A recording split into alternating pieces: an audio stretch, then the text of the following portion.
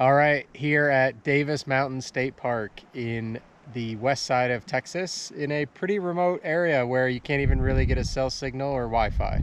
Here is this awesome little, it's called Indian Lodge, and it's run by the park, and it has a swimming pool, the cutest accommodation, and a restaurant, and you're in the middle of absolutely nowhere. But you go outside the park entrance, drive about 10 minutes, and then there's this little town that has a few options with it. Honestly, I highly recommend coming here. We love this place. Probably one of our favorite state parks. It's relatively cheap to camp or RV here.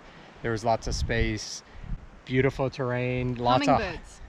This is the hummingbird capital of Texas, apparently, and the highest city in Texas at 5,000 feet. You have tons of hikes and nice walks around here, so it's just a really beautiful park where you can get away from it all. So you can either come here like we did and stay in a camper or tent, or you can stay at the Indian Lodge. Enjoy life. Yeah, Davis Mountain State Park. Bringing it home.